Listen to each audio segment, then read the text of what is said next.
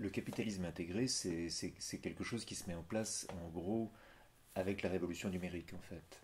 C'est l'application de la cybernétique au monde de la finance, et ça commence, en gros, dans les années 80.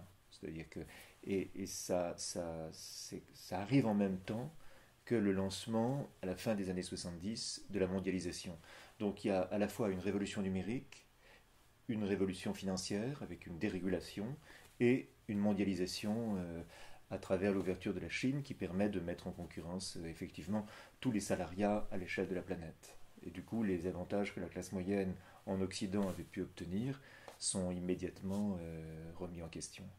Ce que j'appelle spécifiquement le capitalisme intégré, c'est vraiment un système qui se met en place, on peut dire de manière définitive, après l'effondrement du mur de Berlin en 1989. Parce qu'à ce moment-là, il n'y a plus aucune alternative au capitalisme, alors que dans sa mouture antérieure, il y avait effectivement une autre possibilité, même si elle était catastrophique, il y avait une possibilité communiste campée en gros par l'Union soviétique.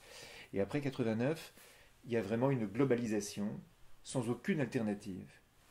Et c'est ça que j'appelle essentiellement le capitalisme intégré. Et de mon point de vue, l'adjectif compte autant que le mot capitalisme. C'est-à-dire que je pense que ce qui se met en place à l'échelle planétaire doit au moins autant à Norbert Wiener, l'inventeur de la cybernétique, que à Adam Smith, le promoteur de l'économie capitaliste au sens propre, l'auteur de La richesse des nations au XVIIIe siècle.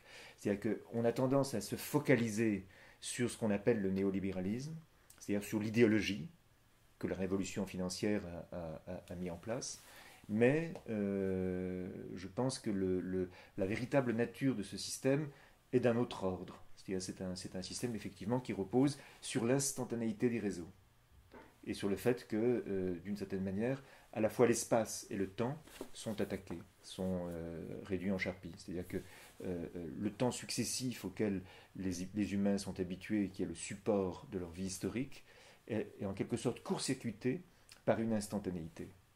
Et d'une certaine façon, tout a lieu dans ce temps fantôme, spectral, qui n'est vécu par aucun humain en tant que tel.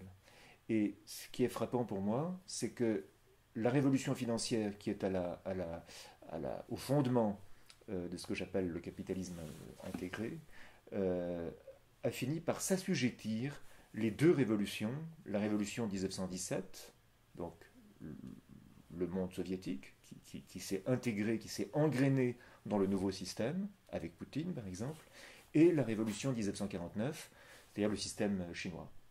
Donc, le système chinois et le système russe se sont entièrement intégrés dans le dispositif globalisé. Et ça, c'est quelque chose de radicalement nouveau. C'est aussi ça l'intégration. C'est-à-dire que la possibilité par la cybernétique d'intégrer et de globaliser la planète à chaque instant. L'instance déterminante, ça n'est pas tellement la volonté humaine d'une certaine manière, mais le calcul cybernétique, l'instant cybernétique.